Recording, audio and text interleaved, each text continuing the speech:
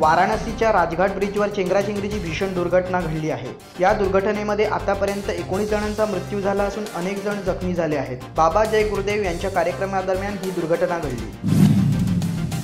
भारत आणि रशियामध्ये संरक्षण, पायाभूत सुविधा, विज्ञान, रिसर्च, अंतराळ संशोधन आणि अन्य महत्त्वाच्या मुद्द्यांवर विविध क्षेत्रांशी संबंधित महत्त्वपूर्ण करार झाले आहेत। ब्रिक्स परिषदेच्या पार्श्वभूमीवर पंतप्रधान नरेंद्र मोदी आणि रशियाचे राष्ट्राध्यक्ष व्लादिमीर पुतिन यांच्यात झालेल्या द्विपक्षीय बैठकीनंतर दोन्ही देशातील 16 महत्त्वपूर्ण कराराची घोषणा करण्यात आली।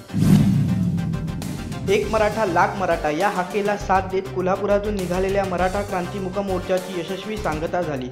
मोर्चात सहभागी झालेल्या 5 भगिनींनी जिल्हाधिकारी अमित सैनी यांना निवेदन दिले। साऱ्या महाराष्ट्राचे लक्ष लागून राहिलेल्या कोल्हापूरला सकल मराठा क्रांतिमुख मोर्चाचा प्रारंभ शनिवारी सकाळी 11च्या सुमारास गांधी मैदान येथून झाला। बॉलिवूडमधील क्वीन अर्थातच अभिनेत्री कंगना रनौतच्या गाडीला अमेरिकेत अपघात झाला आहे।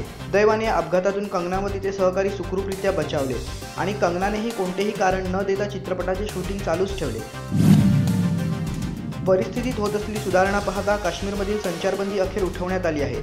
मात्र अशांतता कायम असल्याने सामान्य जीवन अजूनही विस्कळीत आहे। जुलै महिन्यात हिजबुल मुजाहिदीनचा कमांडर बुरहान वानीच्या मृत्यूनंतर काश्मीरमध्ये अशांतता पसरली होती।